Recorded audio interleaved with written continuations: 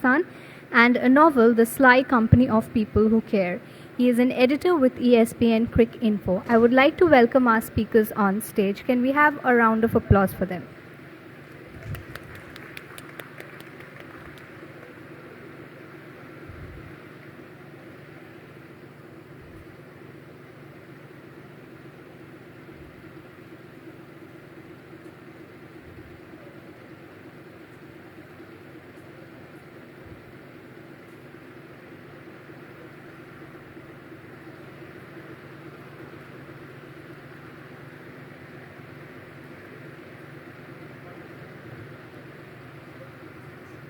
Can we please welcome them on stage with a round of applause?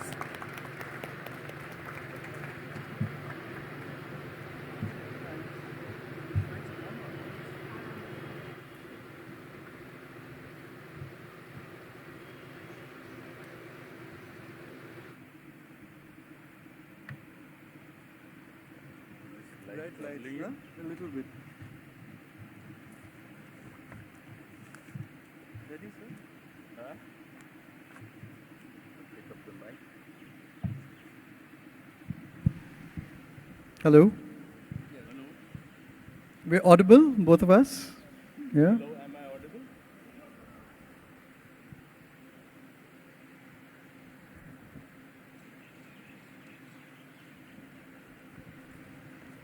Am I audible now?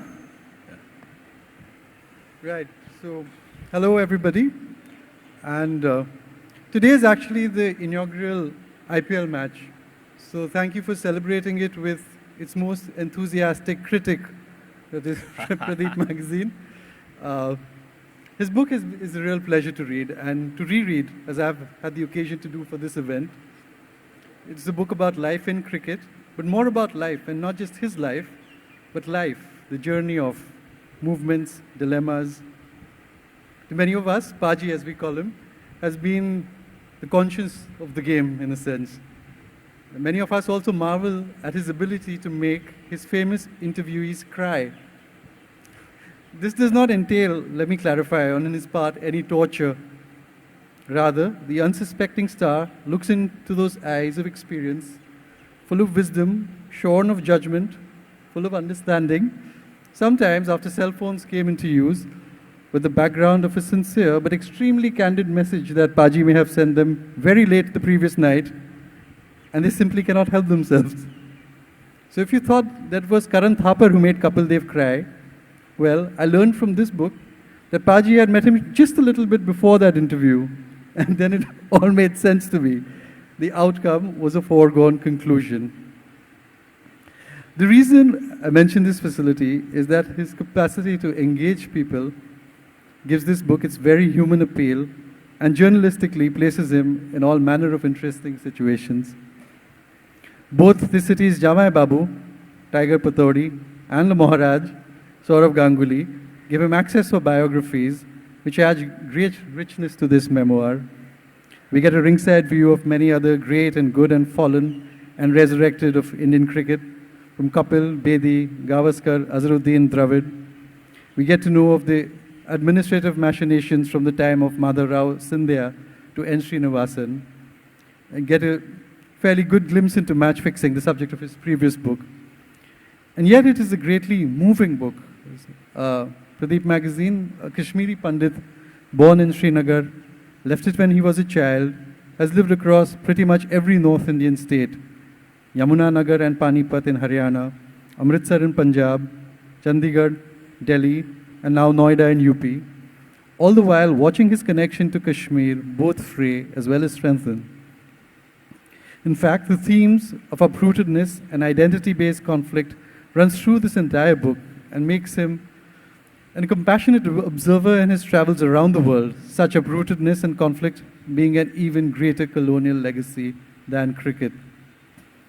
The book begins and ends with Kashmir, and it may be a good place for us to start our discussion, Paji. Rahul, you made me speechless. You have a long time to go, Paji. You better not become speechless so soon. Thank you so much for your kind words and having read the book so carefully and the praise you have given.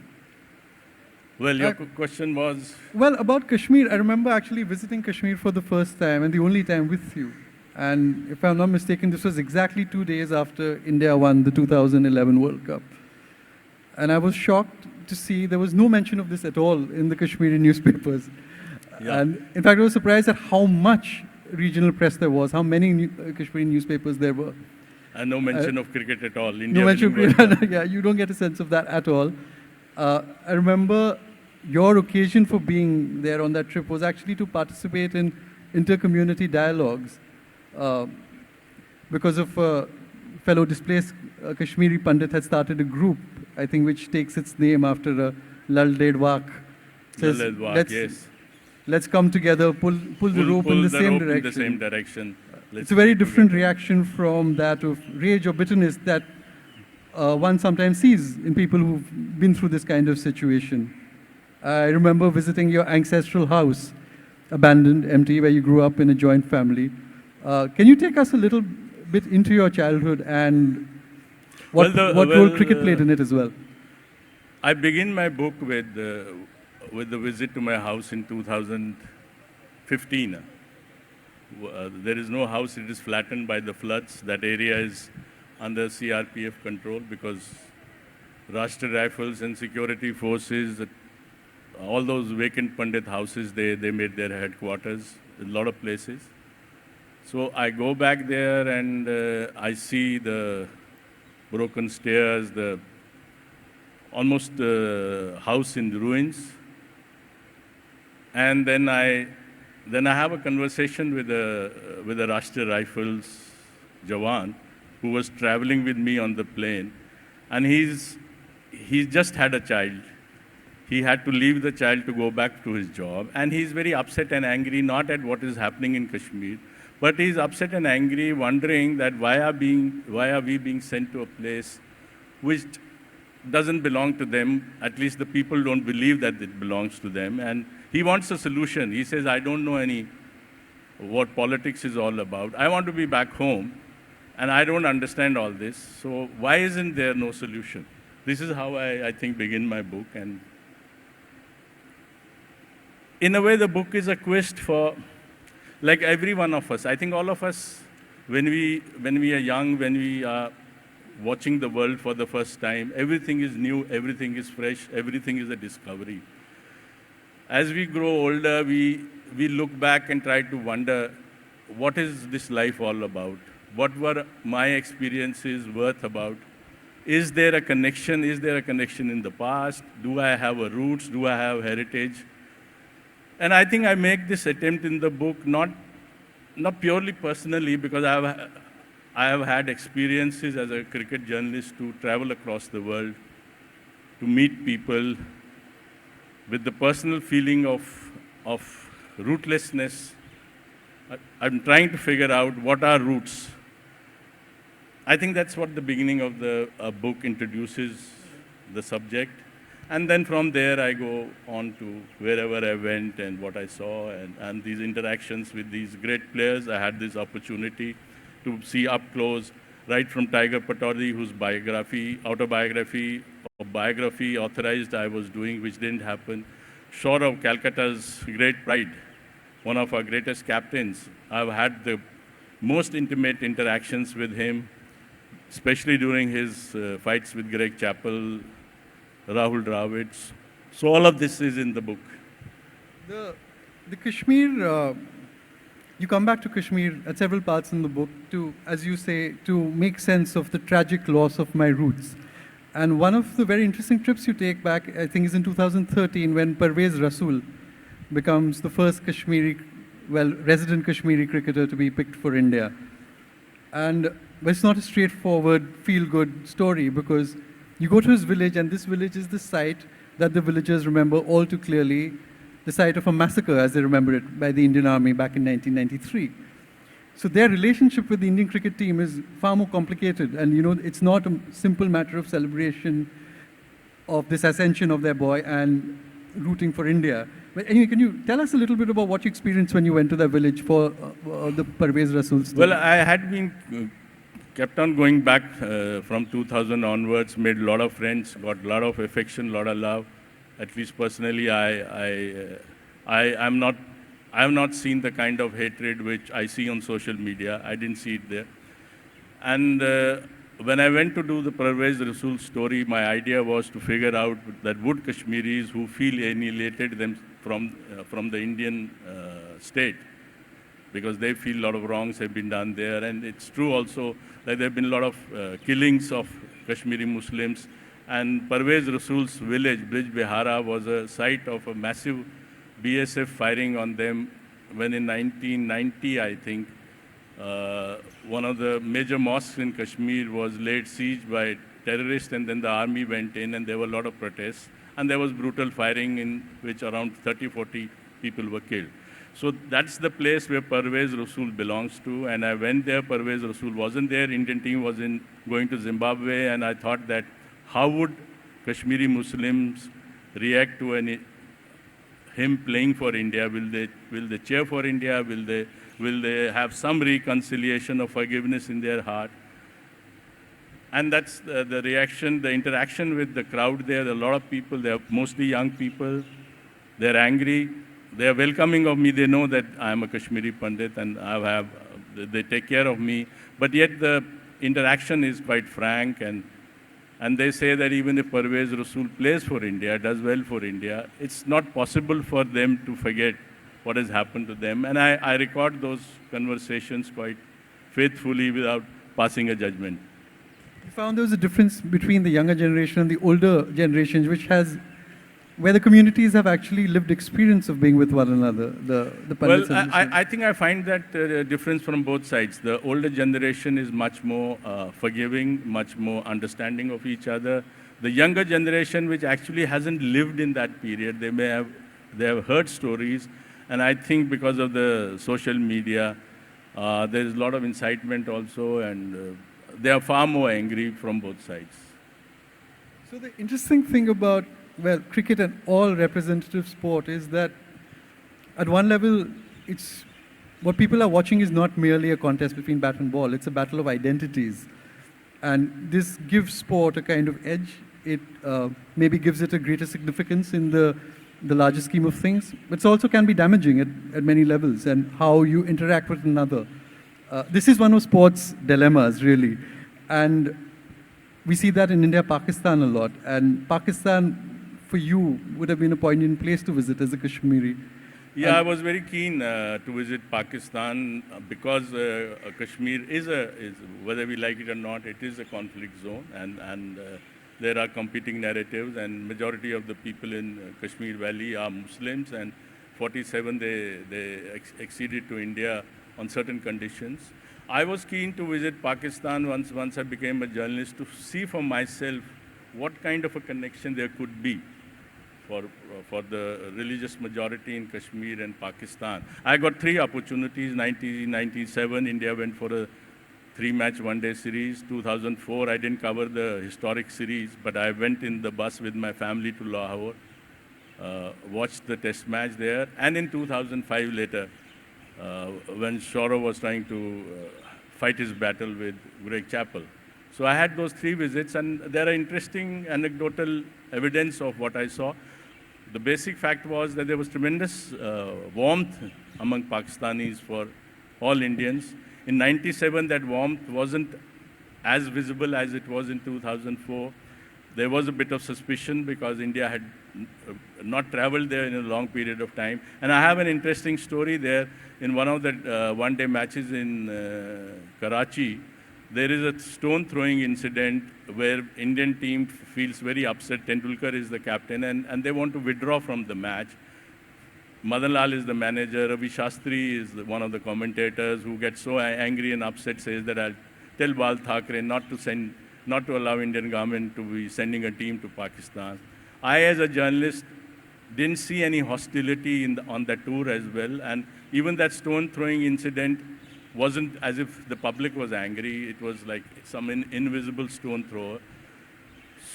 What is interesting of that tour? It's a really interesting thing is the dinner you have with Zahir Abbas and his Yes. wife, So- who's an Indian Hindu. I didn't know that till I read the book. Yeah, Zahir Abbas is married to an Hindu lady from Kanpur, and Zahir invited a few journalists to his home for dinner. where I think we were 7, 8 of us, but only 2 of us turned up, the rest didn't. They were very upset that the Indian journalists haven't turned up. They were very angry that the Indian cricketers were not interacting with the media, not reacting to the media, crowds' generous applause for them. And they felt that the stone throwing incident was created by the Indian players to discredit Pakistan. That was what Zahir Abbas said. And my they thought that the Indian players were carrying stones in their pockets. Yeah, they said they were carrying, throwing them on themselves. So it was this animosity. There wasn't animosity, but there was suspicion. And this suspicion comes because there was no attempt. See, there was no political backing to that tour that we have to go and win over. Pakistan people were suspicious. The Indian players were suspicious. They actually were not interacting because they also feared that, oh, maybe we are in a hostile country. So that's what it was in '97. But my most wonderful experience was when I landed in Karachi. I took the taxi, and the first thing I hear on the song playing, Mera India, that Made in India, Alisha Chenoy song. So the moment I heard Terrible that song, and but it just made me feel very relaxed and very comfortable. Actually, the really lovely incident I remember from that '97 tour in your book is you're hunting around, as journalists do, we always have to hunt around for something, organizing something in the morning of the match, at the eve of the match. In your case, it was a passport photo for your thing, accreditation or whatever. Yeah, it and was there, the lady tell you, आप India से आए हैं, अब्बू कोई India से आए हैं, and then she calls her father. And then could you just tell us that was a very moving experience. Actually, I needed a photograph for the pass, for the accreditation to go to the match, the press accreditation. And I searched for a Polaroid shop, and finally when I reached there, there was this young lady. I told her that I am from India. She didn't allow me to complete the sentence. The moment she heard that I was from India, she screamed at the top of her voice, Abbu, India se aaye, India se aaye.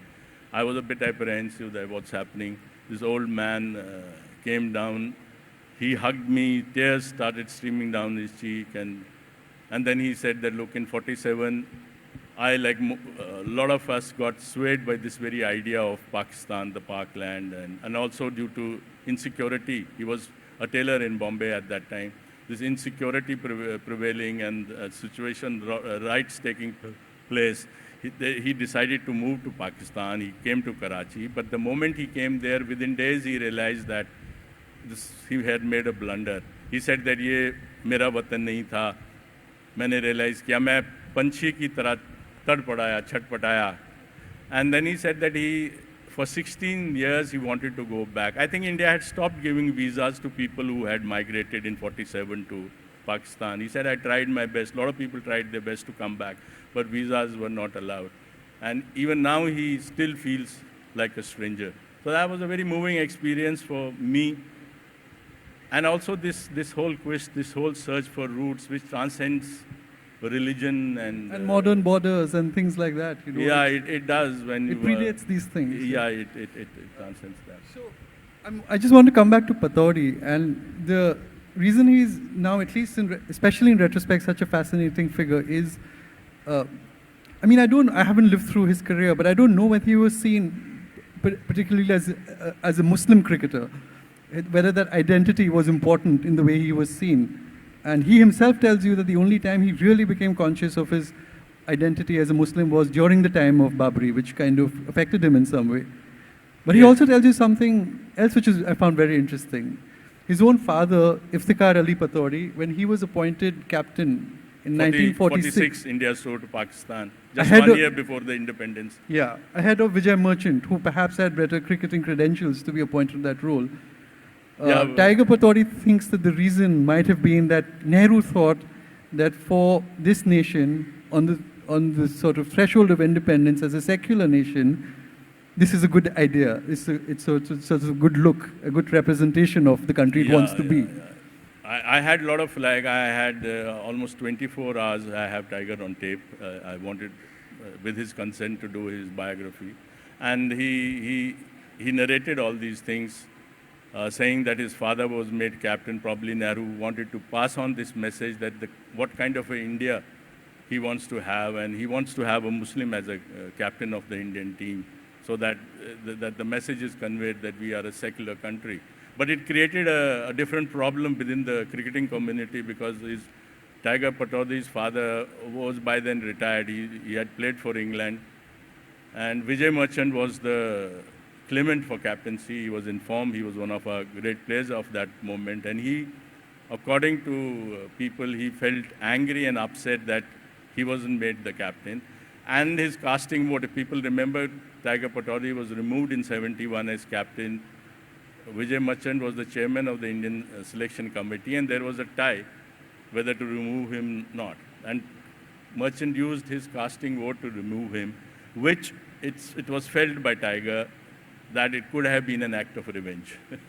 But the interesting thing that you found out in these interviews is that Tiger had actually made himself unavailable for the tour, but Vijay Merchant did not mention this. That's what Tiger felt, that he had already written to the Indian board that he doesn't want to tour to West Indies. In any case, Pataudi had a number of times wanted to give up playing, because he said he felt bored traveling for 2 months, 3 months. Those days the tours were much longer because air travel wasn't that frequent. And he wanted to give up even in '67 playing for India. Sharmila Tagore, who's an icon of this place, and the board persuaded Sharmila Tagore to persuade Pataudi to change his mind. In '71, he said that I had already, because of various political reasons, and Mrs. Gandhi was wanting to abolish privy purses. She hadn't done by then, but there was already this talk. And Tiger felt that he was needed at home, and he had written a letter to the board saying that he should not be considered for the tour. Tiger feels that it was wrong of Merchant not to have told people that I was in any case not available for the tour. The image that they wanted to send out, that it was a slight. Yeah, and they wanted to convey the fact that it was a slight. He didn't reveal it. But he seems to be a wonderful raconteur as well, Pataudi, and he's told you many great stories, and one of them is about Salim Durrani. Oh yes, that's an interesting story. Salim Durrani, 1961. A lot of people feel that Salim Durrani was India's one of the great all-rounders, and Tiger was not very kind on him and didn't treat him well and didn't give him the place he deserved. So when I asked Tiger this, he had an interesting story to say. He said that Durrani was a great talent. On hindsight, maybe I should have treated him with greater sensitivity and attention.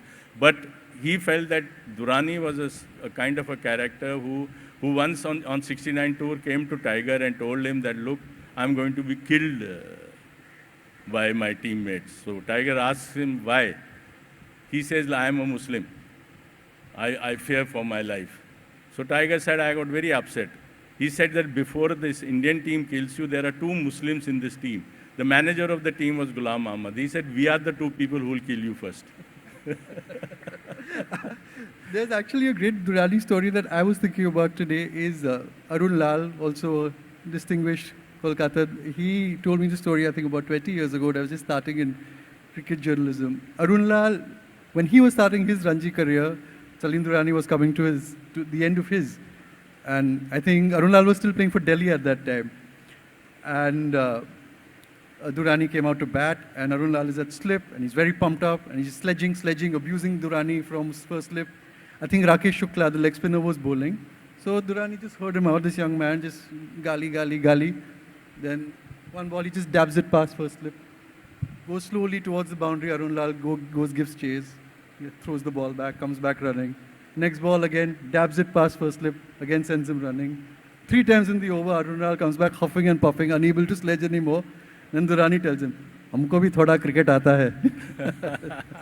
Durrani was a remarkable character, no doubt about it. So, I have met Durrani many times in the press club in Delhi.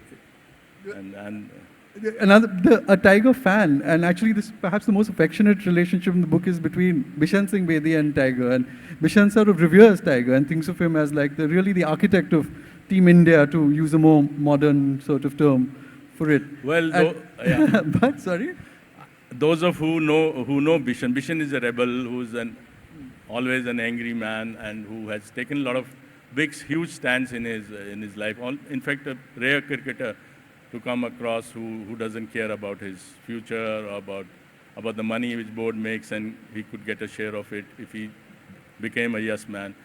But Bedi, I surprisingly found, there is a lot of Bedi in the book because I've had a lot of interactions with him. You must tell us about how he showed up at your door as well, once you wrote a critical article of him. So first Bedi Patodi, and the only person whose name, when it comes up, Bedi becomes almost reverent, and that is Tiger Patodi. Like he says that he is the person who taught us what it means to play for India. He was the first person who.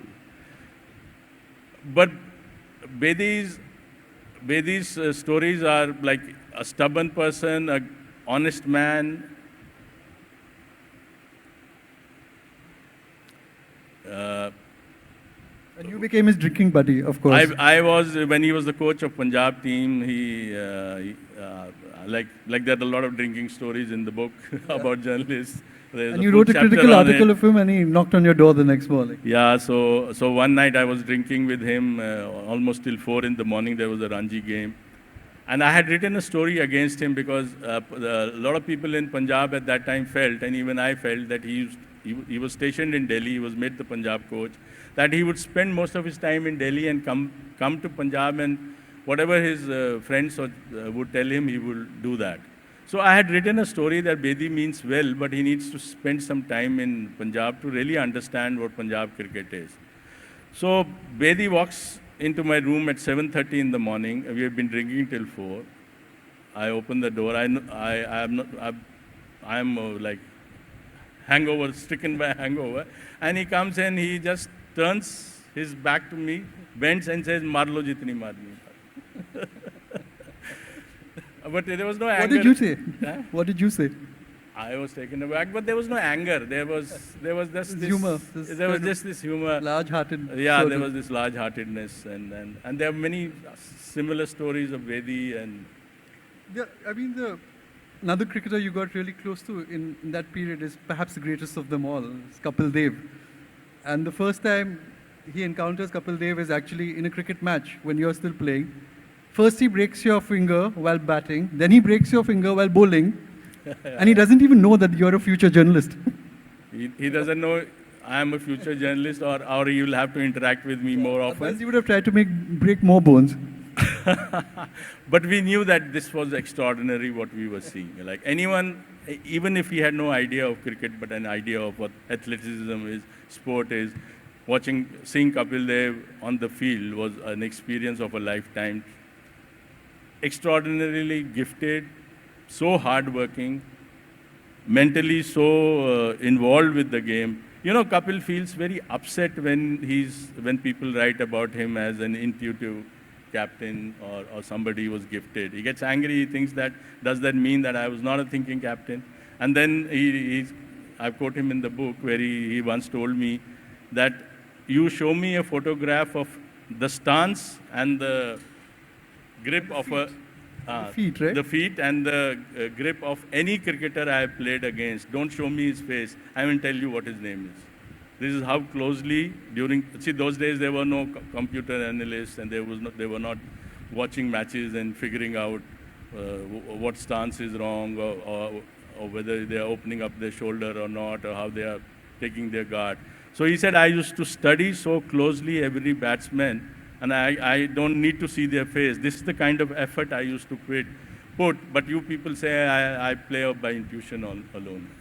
So, at the age of 17, when you're facing somebody like him, I mean, he was 17, and when his bouncer hits your finger and his straight drive hits your hand, does it feel like substantially different from any other cricketer you've... It does. It has its Rahul, different level. I can't explain because we were rookie cricketers playing an inter-college match.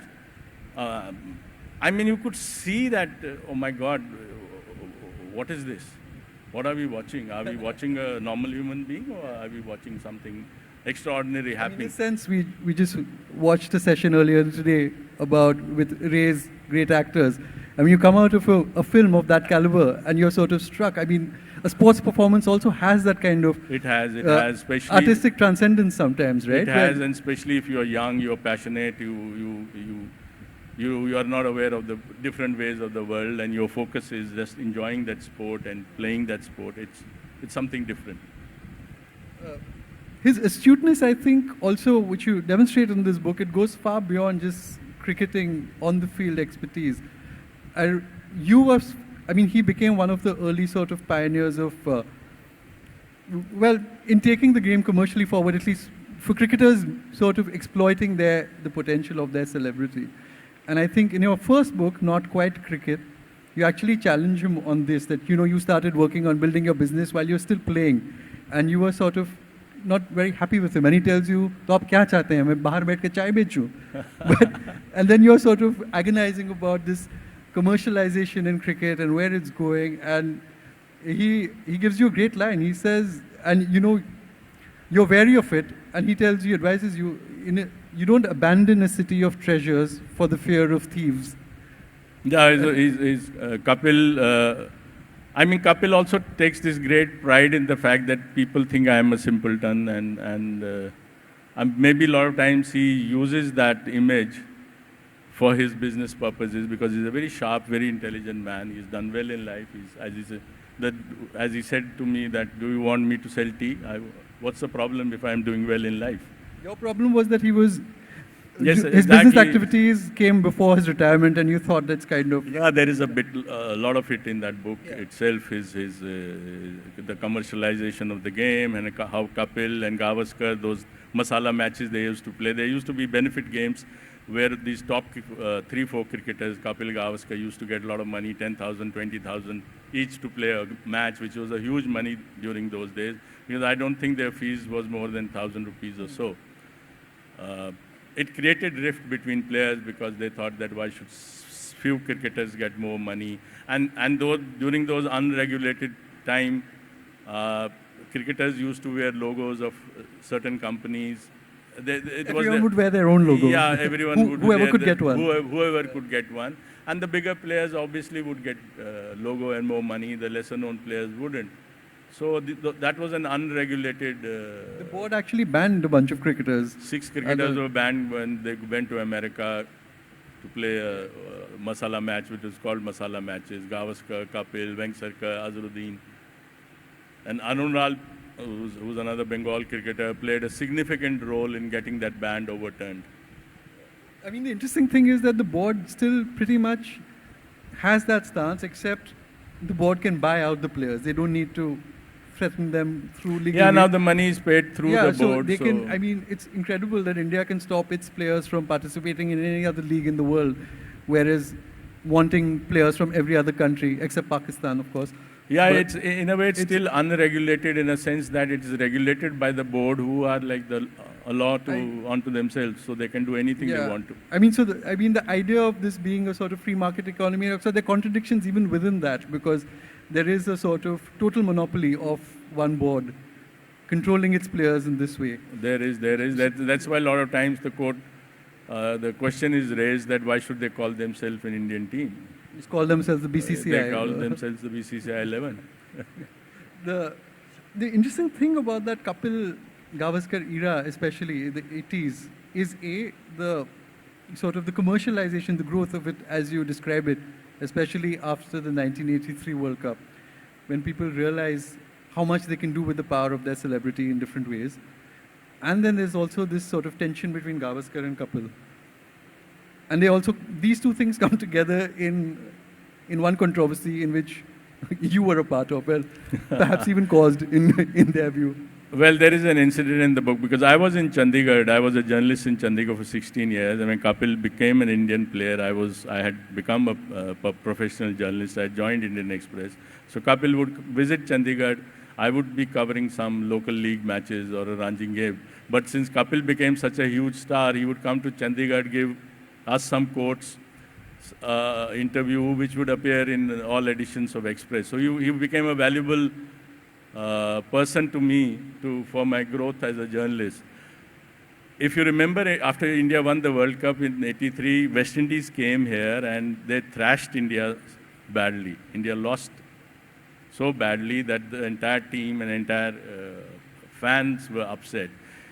Calcutta Test match, India lost badly, and Gavaskar, the team was pelted with stones, I believe with eggs also, and Gavaskar was singled out for special treatment.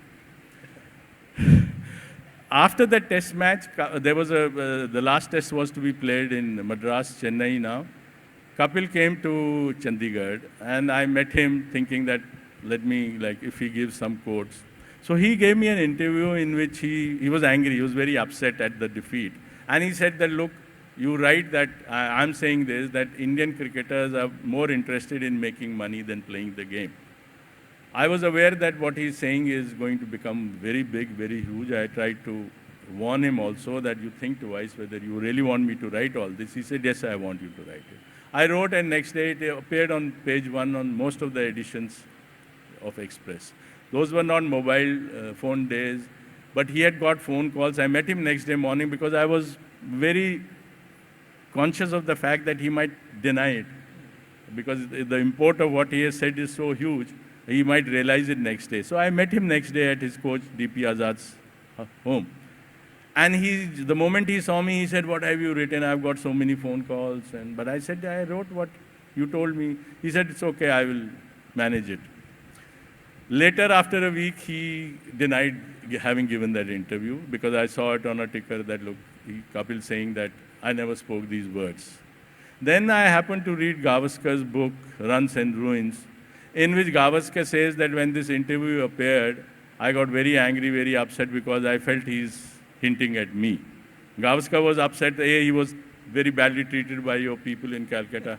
It wasn't the last time. It wasn't the last time he was treated badly by the he Eden Gardens to crowd. play after that in Calcutta, which he didn't actually. That was a separate match then. I think they... 83? Yeah.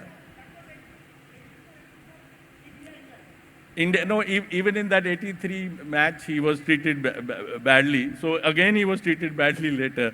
So on top of the crowd treating him badly, the Bengalis treating him badly, the Punjabi captain accuses him, he thinks, of having... I better go back to Dadar, Shivaji Park. Yeah, so he's upset. He tells the board that he's not going. He's writing in the book. I come from that. I'm not like, it's not gossip, it's his book. He tells the board that he's being accused by his captain of not for playing for money. So I'm not going to play the next test. NKP Salve is the president of the board. He calls a meeting between Kapil and Gavaskar, lunch in his Delhi home, where Gavaskar writes in his book that there is lunch wonderfully cooked by Mrs. Salve. And then Kapil retracts and says that, no, I didn't say this thing. Gavaskar writes in the book that he didn't fully believe what Kapil had said, but he thought that, okay, let me forget this chapter. He goes back to Bombay, still is not sure whether he should be playing or not, but finally decides that, no, let me play. While shaving. While shaving, yeah. He runs out with lather on his face and tells him that, should I be playing or not? Yeah, no, then he realizes that a quitter never wins and a winner never quits, and then Mr. Gavaskar goes on to...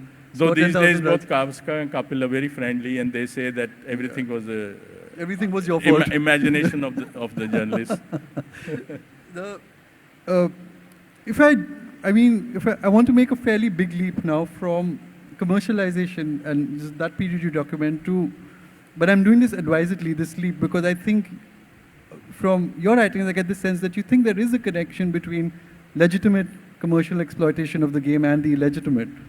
And we saw that in the 90s, and you were one of the first people to write about it. You wrote a whole book about it. But I know you didn't seek out match fixing, but how did fixing come to you? Well, in 90s, there was a lot of talk about players being on the take of bookmakers, and this talk was within the fraternity. I think whoever was covering cricket at that period was told some story or the other of this match being thrown, that match being thrown. And surprisingly, even the players would sort of not deny it, like they were suspicious. So there was this whole atmosphere of suspicion. And in 96 semi-final in Kolkata, again, I was covering that match. And there were a lot of rumors that the rights took place because the bookmakers would have lost a lot of money if India had lost the game, which India did. They created a right-like situation so that the match is replayed. So these were all rumors, but there was, because the whole ecosystem, cricketing ecosystems, was kind of reverberating with stories like these. So 97, I toured West Indies with the Indian team. And I just happened to meet a young man who turned out to be a bookmaker, and who was very keen to cultivate players. He sought me. He said, "I'll give you a lot of money. You introduced me to top Indian cricketers." Then he told me stories about how South African team does it maximum time. Most cricketers involved are South Africa. Look, I'm talking about '97, when nobody was aware of the fact that the Cronje affair hadn't broken. It was it hadn't. 3 years It broke before this. 4 years later. Yeah. And this man said that, look, I have been denied visa to South Africa because they are suspicious that why am I coming? What kind of a business I am doing that I go to South Africa so often? So since I had heard all these stories, I played along with him. And finally, I met Sachin Tendulkar, which is in this book as well as in the earlier book. And before leaving, I didn't cover the one-day series. I left after the test match. And I told Sachin that I met this man because I wanted some sort of a reaction from the Indian captain before doing the story. That my story I was trying to do was that there are these sharks in the market who are seeking players, not that I had any evidence of any player being involved. So I thought, let me see Sachin's reaction. In fact, Sachin treated me to a couple of rums, which was paid by one of the fans sitting in the in the lobby of the hotel. Not that he intended the fan to pay, but so at the end of it, I was doing an interview with him. At the end of the interview, I just slipped in this, very scared that what his reaction was. I told him that, look, I have met this man, so Sachin's reaction was not of a surprise, not of anger. His reaction was that even I have heard all these stories, and you don't do a story, but give it to the police, let them tap his number, and let us find out what is the truth. So I did go to that extent. I did that story, but that's how, after talking to Sachin, I realized that these stories, obviously there is some substance in it. If the players themselves are suspicious, there has to be some truth in it. So what is astonishing about that period, to think about it now, especially in retrospect, is the two biggest cricketers in the country, captains, almost sort of alternating captains, Tendulkar and Azharuddin. Out of these two, and huge profiles these cricketers have, one of them is corrupt and actively trying to lure other players into this racket. And the other knows or suspects very strongly that this one is corrupt but can't do anything about it. I mean, what an extraordinary situation for the cricket team to be in. I mean, just think about it in today's context, if you were to just imagine the two biggest names, and this is what is actually going on with... You see, I write in the book, in 1999, I'm in Australia, Tendulkar is the captain, Azhar has been dropped from the team, and I get to hear in the press box one of the commentators saying that the selectors, because India has done very badly in the test series, that the selectors are thinking to recall Azharuddin, but Sachin is very much against it, and a lot of other cricketers are resisting it. So I sense it's a big story, but I need to confirm it. So after the match, I seek a player. I go to him and tell him that, look, I am going to ask you something, and I'll make sure that this conversation is not taking place. That the player gets a bit alarmed. I ask him that, is this true that you people don't want Azhar in the team, and you are, some senior cricketers are writing to the board that they will withdraw from the team if he is selected. So this player says, why senior? The entire team is willing to do this. So that was a story which again appeared on page 1 because I got my confirmation. So yes, it was Tendulkar who obviously suspected Azhar, but Azhar makes a comeback. Yet felt kind of powerless. I mean, that's also, I don't know whether that's an indictment of this how compromised the entire system was, or of his own personality, a sort of reticence or timidity. I think powerless, I don't think any other, it would have worked, unless that cricketer would have got up and said it publicly, like, look, this is the reason. See, my sense is that Sachin withdrew as captain, had decided to withdraw as captain, not only because of India's terrible performance, but he was upset by the fact that A, he has no say, and B, the player he suspects the most is going to make a comeback and play again. And just what it must be doing to you inside, to think of this dishonesty inside the team, and it must be eating away at a sort of Absolutely. So anyway, this was the kind of debris from which the Indian team of the 2000s rose with under Saurav Ganguly. And I don't know how much time we have, so I'll quickly come to the last pair. I mean, I was thinking back about this book, I thought about how much of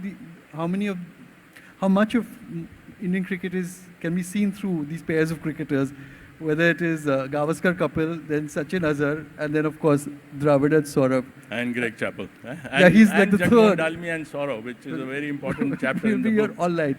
But I remember in 2005 when we came, when this the last test match I saw at the Eden Gardens, when we were driving in from the airport, there were these huge hoardings of Rahul Dravid looking very handsome with gel hair and everything. It says, Rahul's waiting. And clearly corporates didn't play it that safe in those days. And anyway, look what happened to Hutch after that. So maybe Ganguly had the last laugh after all.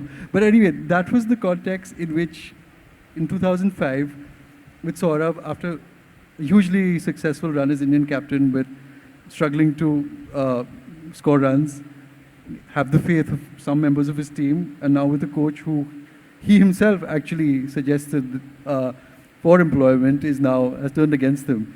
And there's Rahul Dravid waiting, as we know. And you were in the middle of all of this. Can you just tell us what happened actually in those Well, I have to few thank, years? I'm a great fan of this city. I came here in a Ranji game the year Haryana qualified for the finals of the Ranji Trophy. Kapil Dev played here. I covered that Ranji game. That was the semi-final. There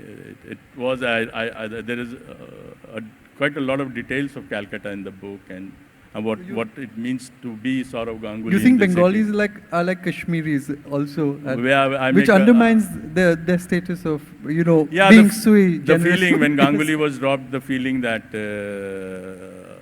their recognition as a contribution to India, which Calcutta is a city. In fact, when I heard Ray's program, when you listen to that great interaction between Jitiman Chatterjee, Chandan and Pradeep, this whole intellectual, cultural legacy of this place is unimaginable. And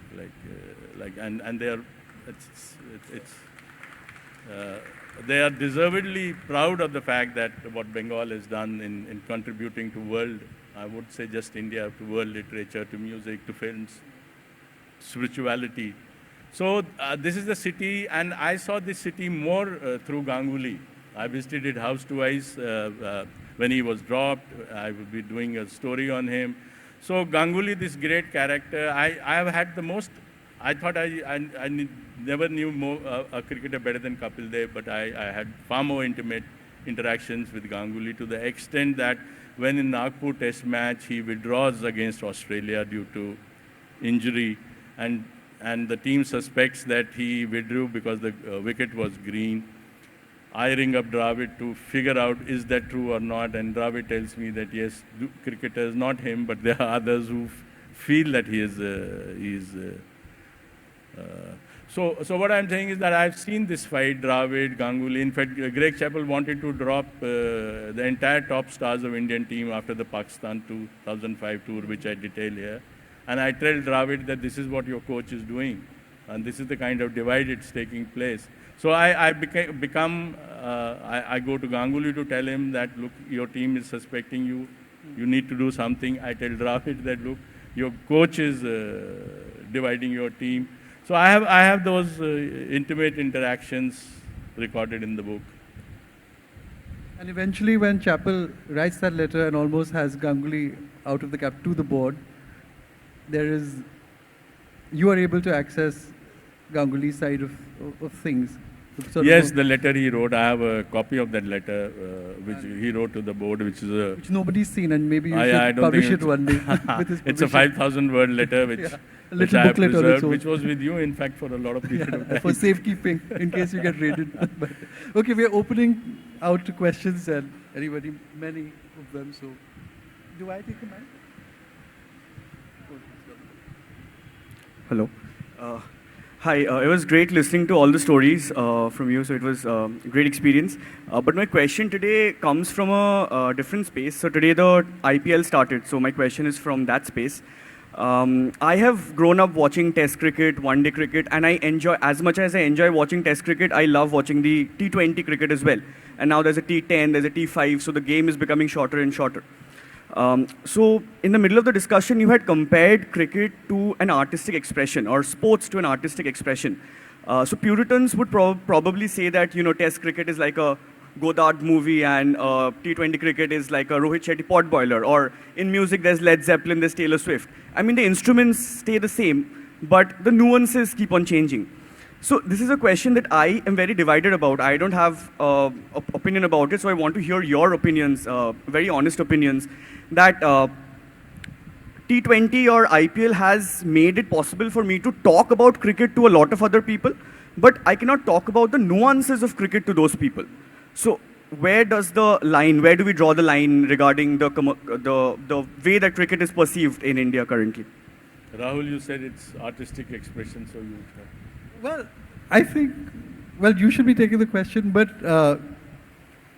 I think actually there's nothing like Test cricket, by which I don't mean Test cricket is the greatest form of art or anything, but a movie is a very tightly scripted thing which lasts for 2 hours. Test cricket is a thing that can just ramble for 5 days and take over your life and affect you in totally unpredictable ways. And, you know, it has a rhythm, it's completely its own thing. And in that sense, I think it's a less orchestrated form of art than cinema or music or things which are tightly composed. Everything works on one another, layers keep building. There are times you want to sleep and, you know, you're dreaming, or you know that, and then suddenly there's a tense passage of play, but there's still life going on. There's all this weather, आसमान में बादल आ रहे हैं या धूप आ गई है. हाँ, आसमान में चील है, पेट में तितलियां हैं, or whatever. There's fast bowling. You know, the pitch is wearing 100,000 people investing their energies on a result. And when you think of a pan-national game like India, I mean, the representative aspect of it can be quite stirring. I don't think we're as representative as we could be along especially levels of class and caste, but it's getting there. Somebody like T. Natarajan, you know, is the son of a daily wage worker, and his mother used to sell chicken pakoras from a totally nondescript village in Tamil Nadu. At the age of 17, was taken down by a mentor to Chennai, and in 2 years he rose up to first-class cricket, got called for chucking, came back and then played in this famous Gaba test. All of this makes sort of Test cricket as a national enterprise, I think, a very stirring one, in a way that the IPL can't. The IPL can't move me. Writing on T20 cricket will not move me. It might be more analytical than anything produced by Test cricket writing. If you see the level of analytics in T20 now, it's astonishing. Matchups, types of wickets, lefties, righties, combinations. The backroom staff is bigger than, like, as big as Cricket 11 almost. People studying the game and how to respond to it. So in that kind of scientific cricket, and which is the future now, the way baseball is, heavily studied, it's very different. And Test cricket is like, it's its own thing. I mean, that's what I think, really. Well, One question. I'm so sorry. Thank you so much. This was such a fascinating discussion. But because you talked about Kashmir and Pakistan and then Bengal, I have a question about Pakistan, and I want to have your opinion from one of the senior most and most experienced journalists. You know, I grew up much after partition. Bengal has a specific experience of the partition and riots. So the first series with Pakistan that I watched was 1978, of course. But even in my early teens, I grew up reading all of these Bengali cricket books on Abdul Hafiz Kardar's teams and all of these very bloodless, slow-moving draws and all that. But these were very familiar names. And my mother and my mashis were great fans of Fazl Mahmood, Javed Barki and stuff. And then throughout my growing up, these players like Majid Khan and Zahir Abbas and Asif Iqbal got a standing ovation in his farewell match in India. So all of this. So my question is that even in the wake of India-Pakistan wars and Babri Masjid in the 1990s, in 2003-04, which was the Jeet Lo Dil tour, you have this cricketing interaction and player-to-player relations and all that. You know, I remember this instance when after Sehwag's father's death, when the entire Pakistan cricket team was in Delhi, the entire team landed in Sehwag's house to condole him for his father's passing.